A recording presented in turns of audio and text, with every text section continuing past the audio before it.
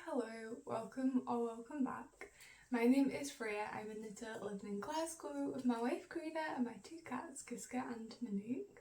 Welcome if you're new, or welcome back if you've been here before. This isn't a podcast. I'm going to go through all the gift knits that I've done this year. It's actually... I told myself I wasn't going to do many gift knits this year, but I've ended up doing quite a few. So yes, I'm excited to show you everything. So a bit of admin before I jump into the knitting. First of all, I have timestamps to everything, so if you're not interested in one part, skip. If you're not interested in this part, just skip. So I have my Ravelry wish list linked below if anyone wants to give me a pattern. Thank you so much to those who have. It's honestly, it's just so exciting, and every pattern that I have been gifted, I have cast on and either finished or is a whip. So yeah, that's such a fun. I think it's a fun way to support podcasters. And also I set up a Ko-fi, however you want to say it. If you want to send me the cost of a coffee to support me, that's amazing. Obviously it goes without saying, you don't need to do that. Also, honestly, I don't fully understand how it works yet, but I've been accepted to monetize my videos, which means if you watch the ads on the videos, then I get a bit of money for it. But the only way I get money is if you watch the full ad and don't skip it. So if you want to support me like that, just watch one of the ads before or after or during the video.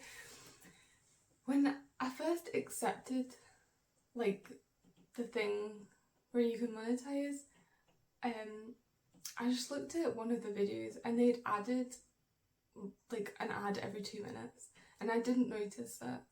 So I had to go back through all the videos and change it. I think I put an ad every 30 minutes, which I think is fine. Honestly, I don't know what the going rate is, but honestly there was one every 2 minutes, so I'm sorry if that if you watched the video when that was still happening. So yeah, that's exciting. So let's jump straight into the gift knitting.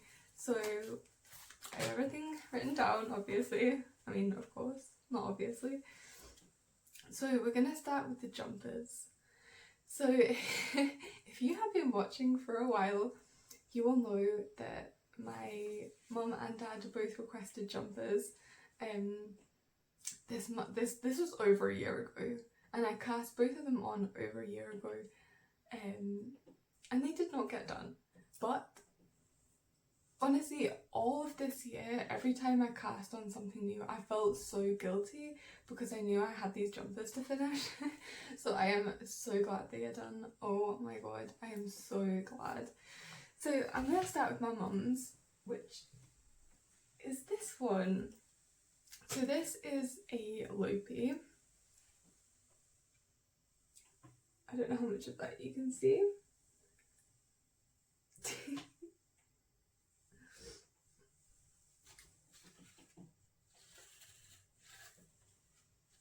This is a traditional Lopi jumper. So it is knit out of Lopi, Alaphus Lopi, in the colours burnt orange, winter morning, dark magenta, golden heather and apple green, if anyone's interested. And and the pattern is Lopi 18, 05 and 06. Can't remember who it's by, but I'll have all of that linked below. So, and that pattern is written for specifically for this yarn, for that Alaphus Lopi. But for some reason, I did not get gauge at all. Wasn't even close. So I had to completely, basically bodge the whole pattern. First of all, this pattern was written bottom up. No way was I doing that. Not a fan of bottom up. So, especially because my gauge was off as well. So if I just started bottom up and followed the pattern, the whole proportions of everything would just be completely wrong. Another reason why I had to knit it top down, basically. So yeah, I flipped obviously the colour charts, you know, instead of decreases I did increases, and also I changed the stitch counts. I can't remember what size I did, but I know I've got fluff on my face already, but I know that it was like, it wasn't even a size, like I made up the stitch count basically. So my mum, as far as I can remember, my mum wanted not a really tight neckline, but I can't remember how wide she said she wanted it, and I think I overcompensated and made it really wide. And the whole time I was knitting it, I was like, I don't know if that's right or not. Oh, I don't know if it'll block out right, if it's going to stretch loads. So I added elastic whilst I was working on it, and I tried it on a couple of times. I was like, it's alright. But then I got to the end of everything and I tried it on. I was like, I think I need to fix this. So I put in a lifeline around like the collar, just below the ribbon, and I was like about to like unravel it, and I put into Venetia's Discord, like, this is what I'm about to do, like, has anybody else done it and got any tips? And she was like, why don't you do a crochet like slip stitch reinforcement inside the collar just to cinch it in? So I did that, and I think it's worked. I think it's fine, I think it's worked, and I'm happy with it, and I'm glad I did it because it added that stability. Because it was top down, a folded neck, there wasn't, you know, a stable like cast on edge or cast off edge, you know, to stop it from really stretching out. So by adding that, it's kind of like added that stability, especially because this jumper is so heavy. It really is. It's like the Alaphus Lopi is like the bulkiest yarn that they do. I think it might actually be 100 meters for 100 grams. I could be wrong, but I think it is. So yeah, honestly, this wasn't fun to knit. I wouldn't do it again.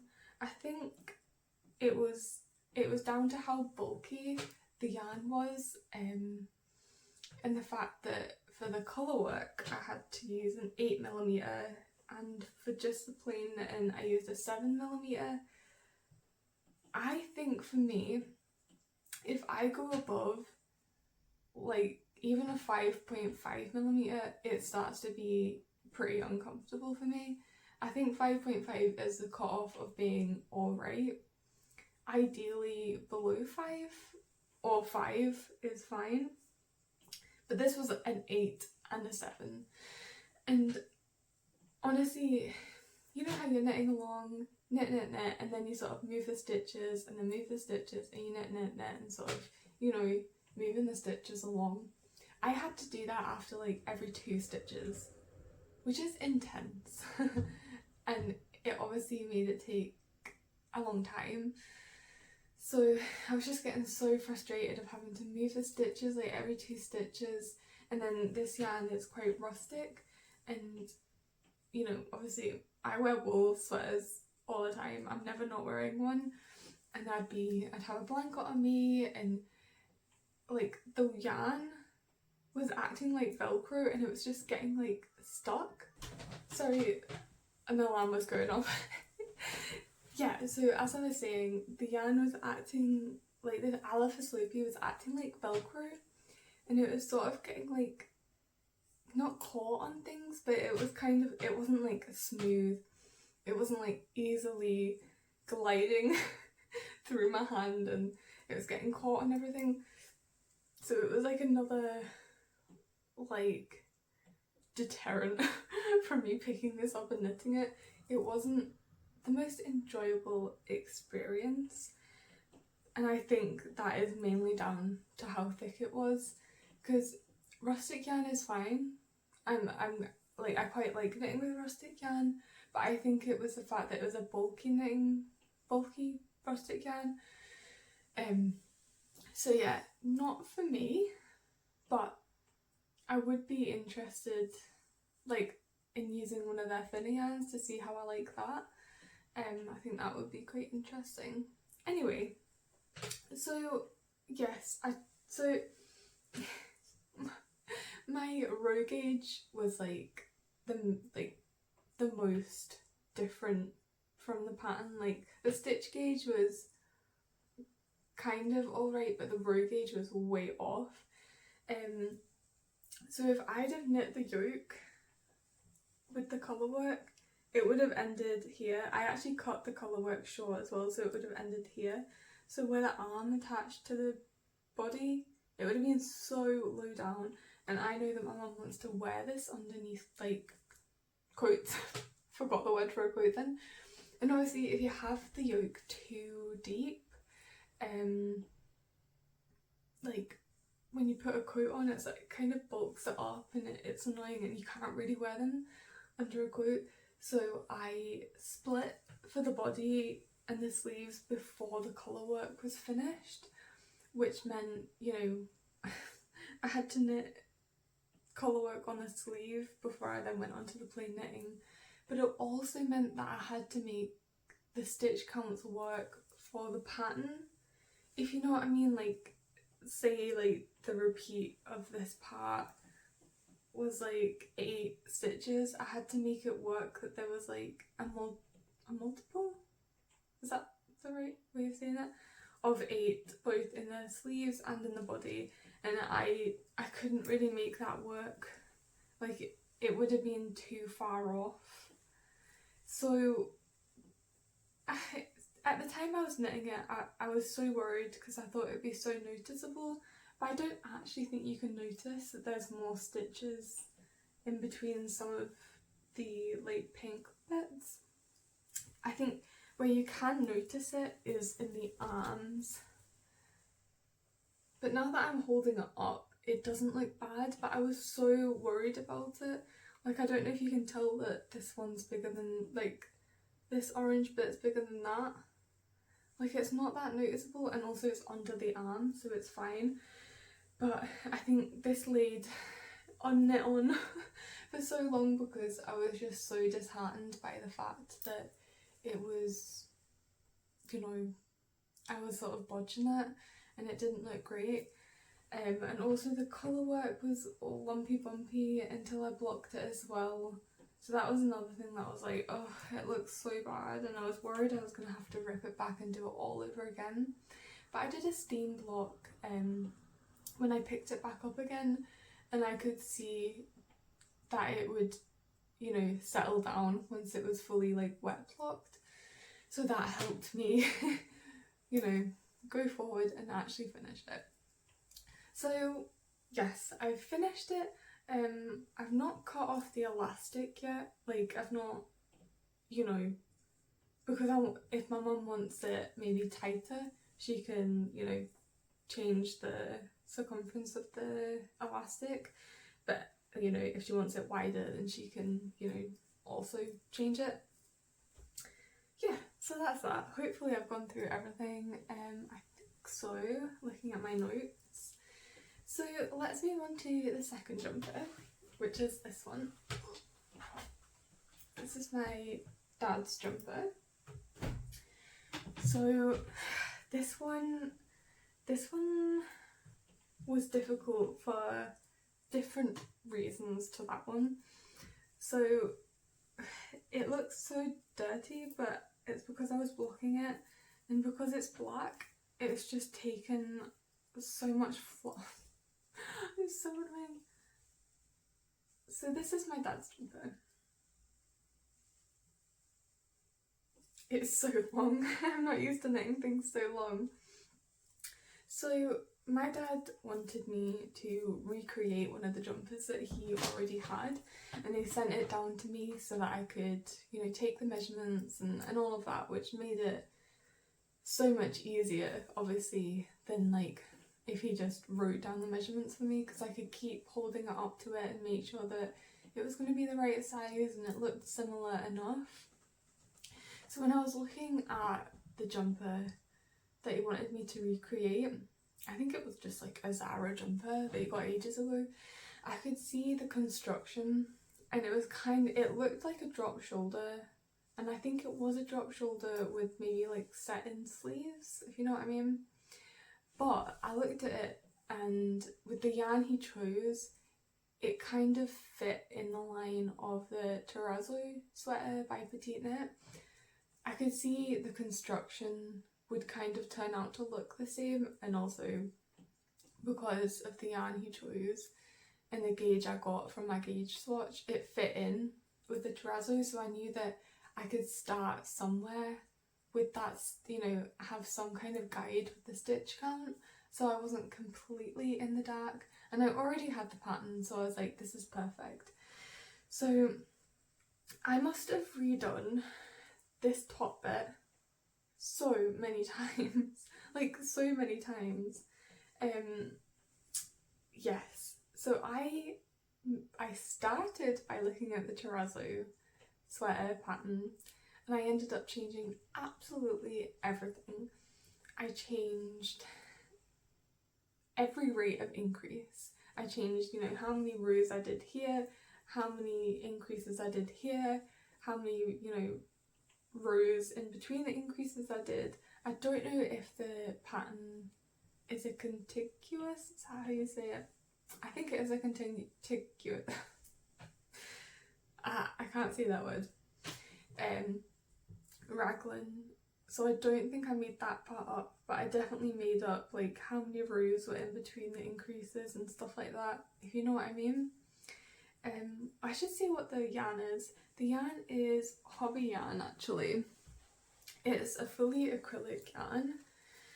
And it's this kind of, to me it kind of looks like a fake mohair. And this is the best acrylic yarn that I've ever used. I've not used a lot of acrylic yarn, but if you are, you know, a fan of acrylic and also a fan of the way mohair looks, this is a good, like, I'd recommend this to you.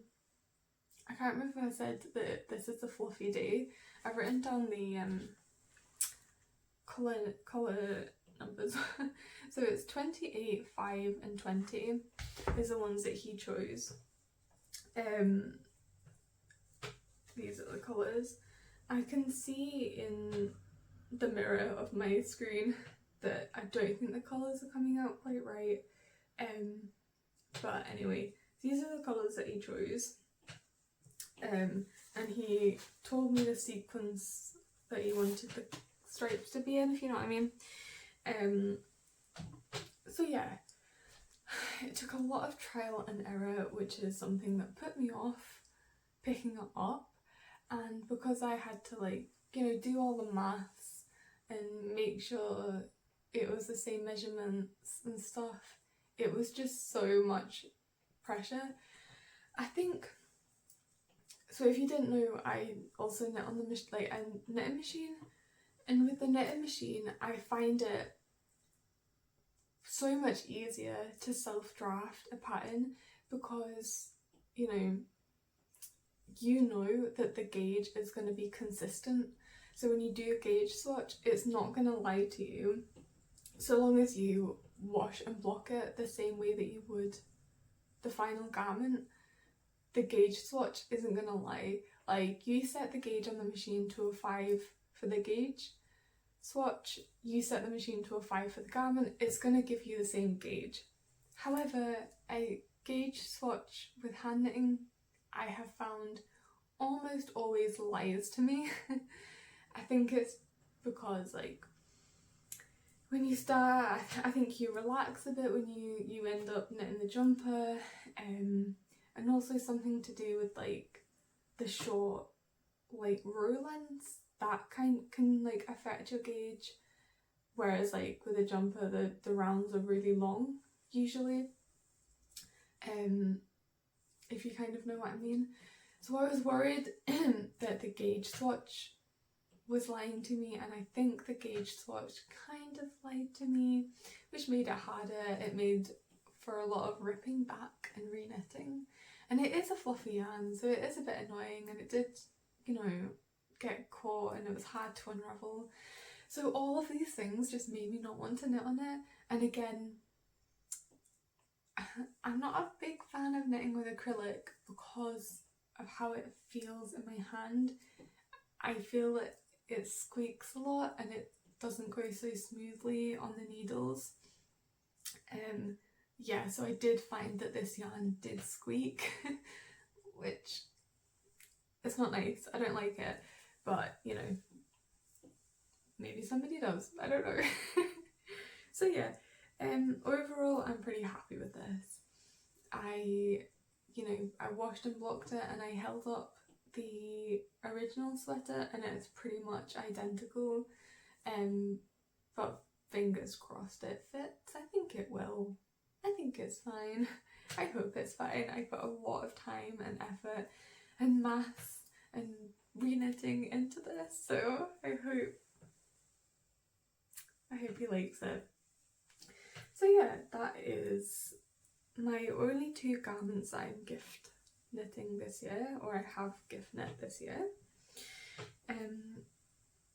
And if anybody asks for a jumper as a gift knit, I'm saying no. I'm saying it here. I'm saying no.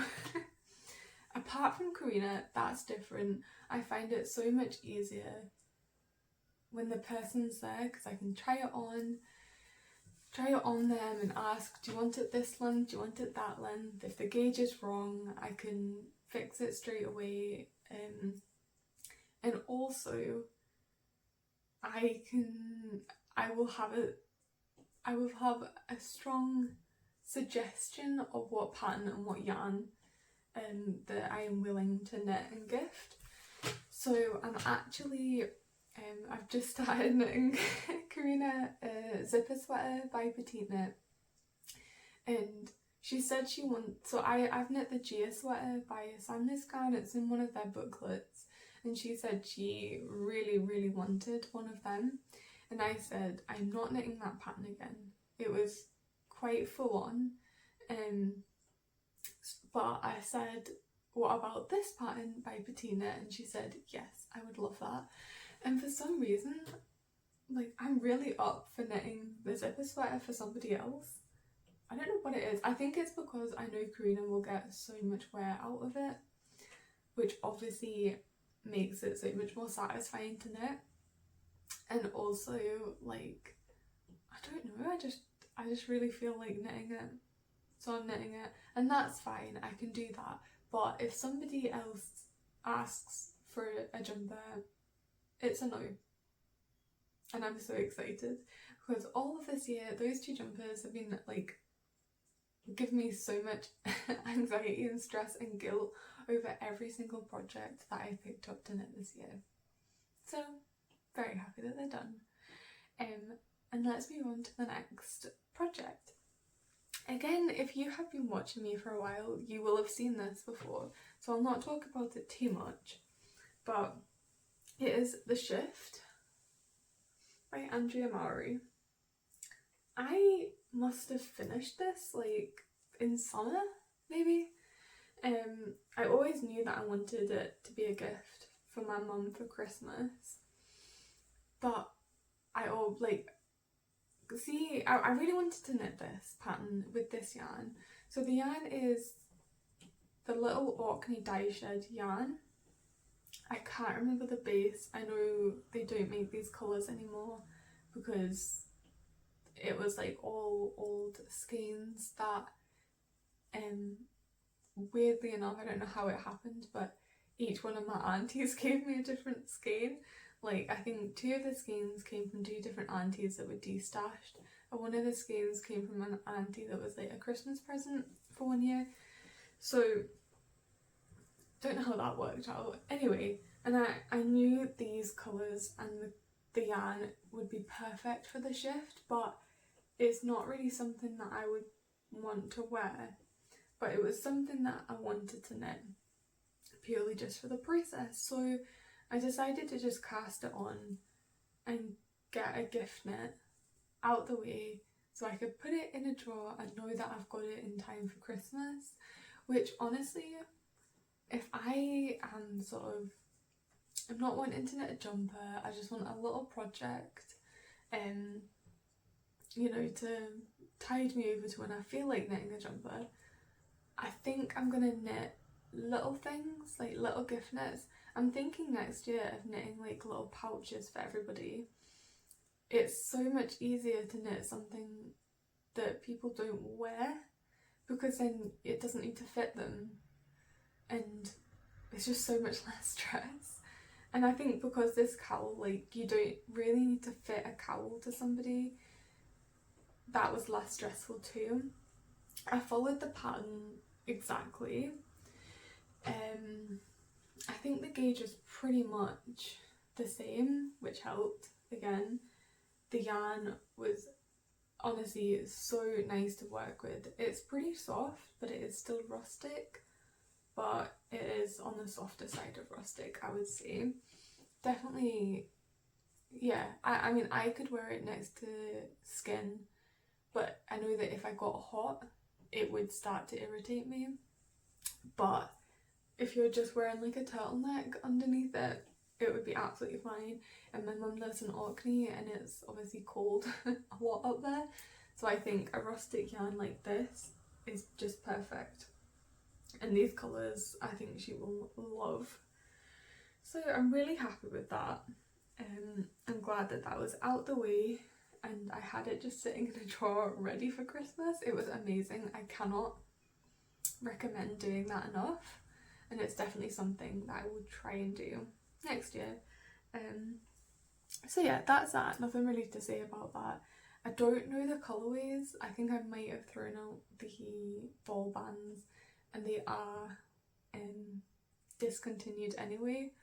So yeah, sorry. But it is the little Orkney dye shed and you can look on their website. I think they sell on their website. I know that they sell obviously in Orkney, like in shops in Orkney. I don't know if they sell anywhere else, but I would recommend that yarn. It's really nice. So, okay, on to my next one. I feel like my voice is going, I don't know why, because I'm not ill. So on to my next one, which is a beret. So this is the Best Beret by James and Watts. And I knit this out of, I've got the ball band here for this one. So Cascade 220, and it's in the colourway 8891. It's 100% Peruvian Highland wool.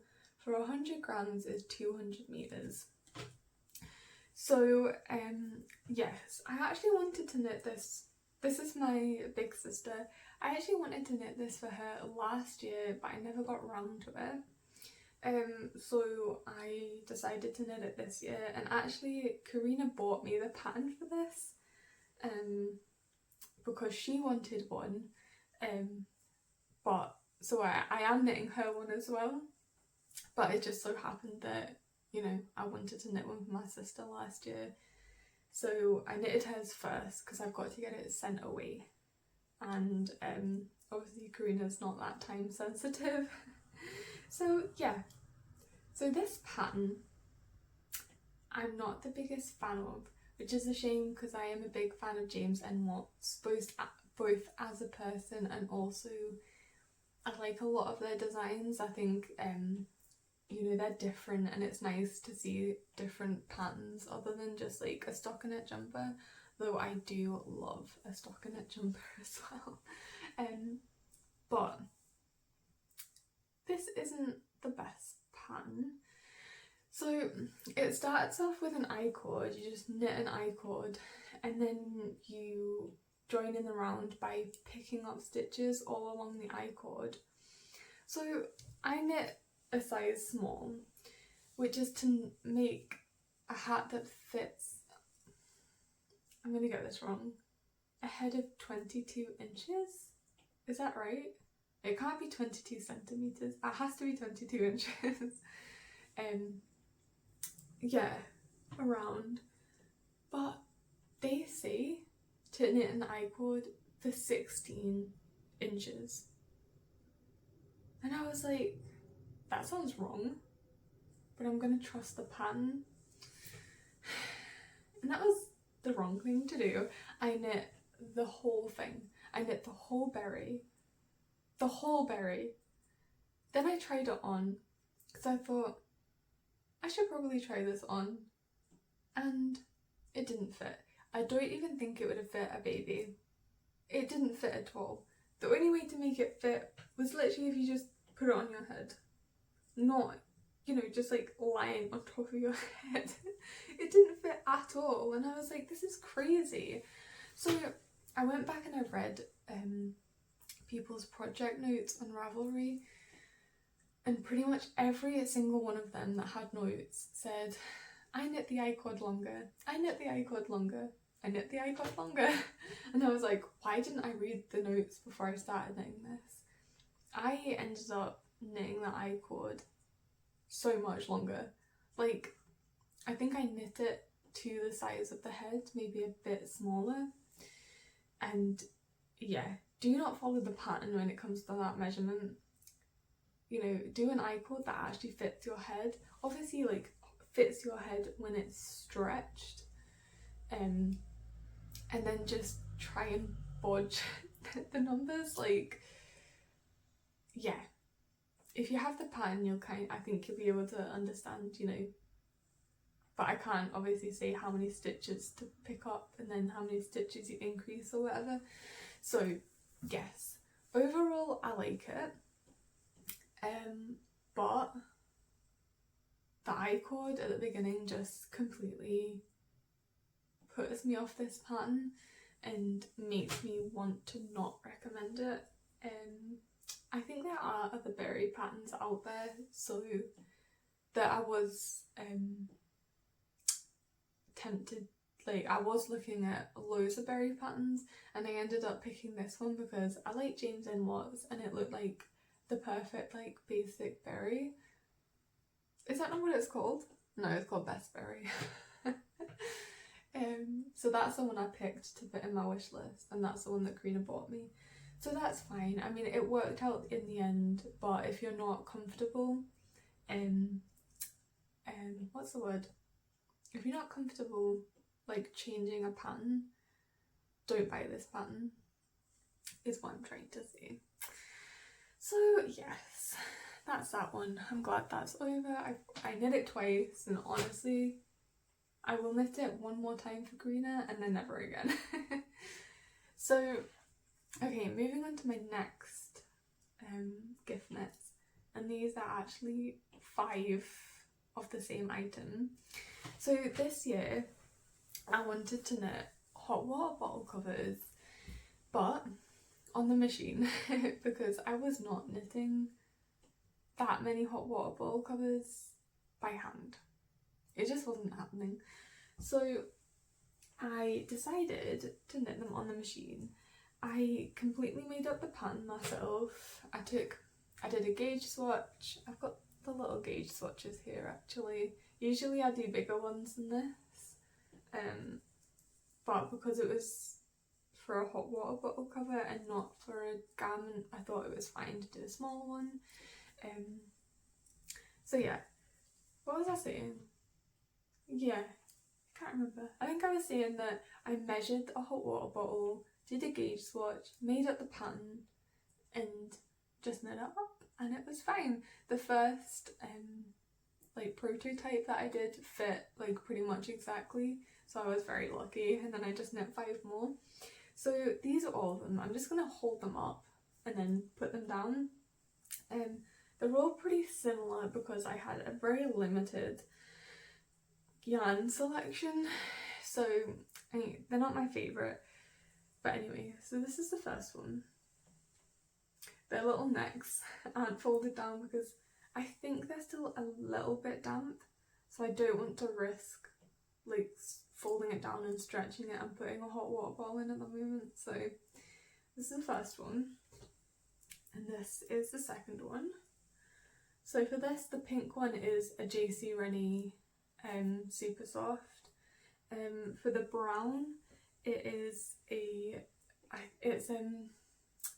so I buy some of my yarn from an eBay seller, and they said this brown yarn was actually a JC Rennie super soft yarn. I think it was just like a discontinued one, so I got it like super discounted. Yeah, and this one is also from that same eBay seller, but it is just a lamb's wool. It didn't say it was by JC Rennie, but it was the same like thickness, so I don't know if it actually was a JC Rennie yarn and they just didn't advertise it as that. So yeah, that's them. I thought I'd take through my first prototype just to see show you what it looks like on a hot water bottle instead of just like empty. So I made up these like the colourwork chart. I talk about it in I'm doing like little vlogmas videos, and I talk about it in I think the 4th one, but I've not put that on YouTube yet because I've not finished. I've not like done like a summary of what I was talking about. Yeah, so I talk about like how I made up the pattern in that one, but I made up 2 different stitch patterns. So there's this one, and then there's this one. I don't know if you can tell the difference, but they are quite different. Personally, I prefer this one, but it's hard to explain if you don't know machine knitting, but basically it was just more fiddly to knit on the machine because of like the floats and all of that. Yeah, it's hard to explain, but it was more fiddly to knit essentially. So I knit most of them in this stitch pattern, which just made it so much easier. But I do prefer this pattern. Honestly, like if I had all of the colours of like the JC Rennie yarn, I would have knit like each different section a different colour, like if each different like motif a different colour, but I didn't have it, and honestly like I just wanted to get them done. Yeah, I just wanted to get them done. I have left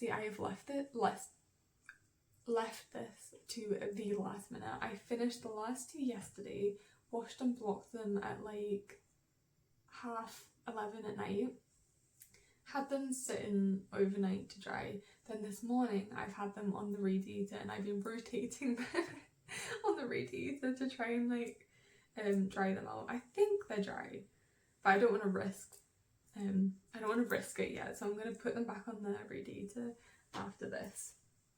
So yeah, I am really happy with these, and you know, I made up the pattern myself, both like the actual pattern and the colourwork pattern, and my family are like massive hot water bottle users. Like if I go and stay in their house, like at night, they will put like 3 hot water bottles in the bed, which is great.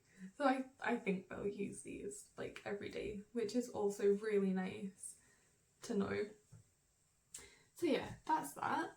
If you're interested, I have like been going through the process of them on my little vlogmases, so if you're interested then check that out. So on to my last couple of pieces. These are just little fast gifts that I wanted to throw in with like the other ones. So the first ones, they honestly look like nothing, but the first ones are these leg warmers. Again, it's black yarn, so it's picking up everything, and you won't be able to see that, but they are leg warmers. My little sister requested leg warmers, and so I knit this out of the leftover yarn from my dad's jumper actually, only I held it double. It is a 3x2 rib. I just cast on however many stitches, I can't remember, and then I knit, and then I did some increases so at the bottom so that it can go over her leg, but also at the bottom it has enough room to maybe like go over her shoe as well, which I think, you know, it's the look she was going for. I hope so anyway. So yeah, so simple. Honestly, I think this took me literally a couple of hours. So that was really satisfying, and also I know she will get use out of it because she asked for it, and yeah, I think she'll like them. So super simple, there's no pattern, I made that up. Then the next one was also knit out of leftovers from my dad's jumper, and these are little fingerless gloves for my dad actually. I've not washed and blocked these, and I'm not sure that I will. I don't think they need it. Obviously they would look a bit nicer to gift when they were washed and blocked, but I don't really want to like risk stretching them out because I think they are the perfect size the way they are. So I think I'm just going to leave it. I don't think I'll mind it being like a little cinched in and stuff like that. So yeah, these are just fingerless mitts in the fluffy day held single. I made up the pattern, so yeah, not helpful because I just made up the pattern. But I knit fingerless gloves for a lot of people last year, and I made up the pattern for that. So I kind of have like a vague like recipe for like mittens like this. So yeah, I just made it up. But again, this was really fast. It's a bit of a thicker yarn, so I could knit it on thicker needles and get it done super fast. So I'm happy with that. And then, so that's kind of it. But there's one more gift knit that isn't a secret gift knit. It's just something that I'm knitting for Karina. So we went to the Scottish Festival of Yarn. Is that what it's called? Anyway, we went there this summer, and Karina, well, and me as well, fell in love with one specific skein of yarn from Zakami. I think I've got the, I have here. This is Zakami Galileo Galilei. It's 75 Suri alpaca and 25 silk. It's a lace weight yarn, and I only bought one skein because it's quite expensive, and I didn't know what I was going to do with it, but I knew I wanted to knit something for Karina. And in my head I kind of always had it that I was going to knit her a Sophie scarf in it, but she kept on saying she wanted something different. But in the end I managed to convince her, because she was asking for a Sophie scarf, but for some reason she wanted a Sophie scarf but not in this yarn. But I was telling her, like, this is something that you'll get so much use out of, so you know, why not have it in a super special yarn, because you know, every time you go out the house you'll be wearing this, so you'll get the most wear out of it, I think, if it's in, you know, this form essentially. So she said yes. So I am using the Zakami held with drops Puna in the colour 1. So the drops Puna I think is a DK weight, and obviously the Zakami yarn is a lace weight. I think I'm knitting this on 5mm needles, so quite big. I bought the pattern for the little Sophie thing. I think I get confused which one's the scarf. Is the little one called the scarf and the big one called the shawl? I can't remember. Anyway, I bought the pattern for the little one. There is a pattern for the bigger one as well, but honestly if you have one you can make the other. You just change like the increase and decrease rate.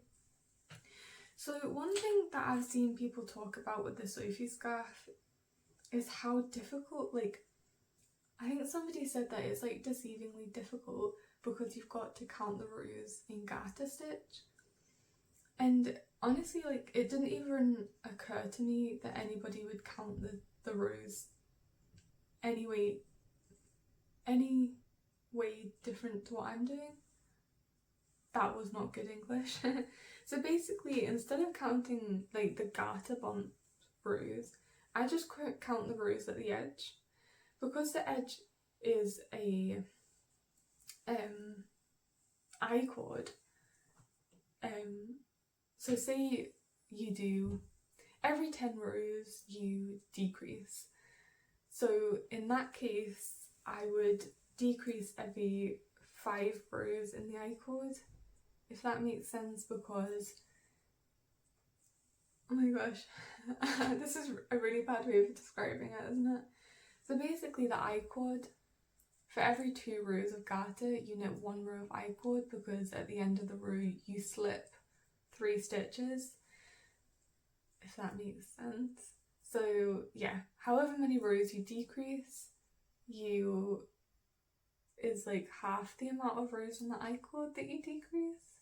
Yeah, does that make sense? So if you decrease every 10 rows in the garter bumps, you decrease every 5 rows in the I-cord. I hope that made sense and that helped somebody, because I've honestly seen so many people talk about how difficult it is to count the rows, but I just count the rows in the I-cord. It just means that it's half the amount of rows, if you know what I mean. I hope that made sense to somebody. It makes sense to me, I'm just really bad at explaining things. So I didn't cast this on that long ago, and I was just knitting until I got halfway through the Sakami yarn, and then I just started decreasing. I think it's quite big. This is like the biggest Sophie shawl scarf that I've made. I think I've made 2 little ones and then 2 big ones. Yeah, I think. And I wear my Sophie scarf, like the big one, out. Like, I've got 2, and if I'm leaving the house, I will be wearing one of them. So I get so much use out of it, which is why I was kind of like, Karina, you will get so much use out of this, you will love it. So yeah, but it is quite big. I don't know if she wanted it to be that big, but it's quite big. Oh well, it'll keep her warm. So yeah, that is everything that I gift knit this year.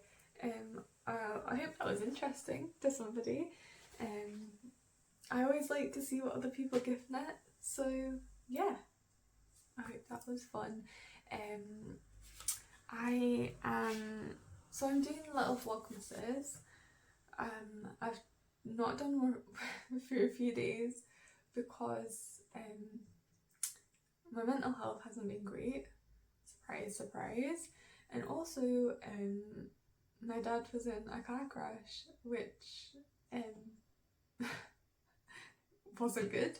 He had to like get cut out the car and everything, but thankfully he's fine. It was just like superficial wounds, if you know what I mean. But apparently my mum seen the picture and he was like inches away from a very bad death, which is nice. So that's been quite stressful. You know, they live up in Orkney and I live here, so I'm not like, you know, I'm not there, but it's, you know, stressful hearing like, you know, it wasn't my dad's fault, it was the other guy's fault, so waiting to see if they get charged or, you know, ugh, I mean, yeah, so that's stressful. But yeah, so I'm doing little vlogmases, and the next video that I want to do is all of the things that I've knit this year, and I loved doing that last year. It's one of my favourite videos to do and one of my favourite videos to watch, like, that other people make.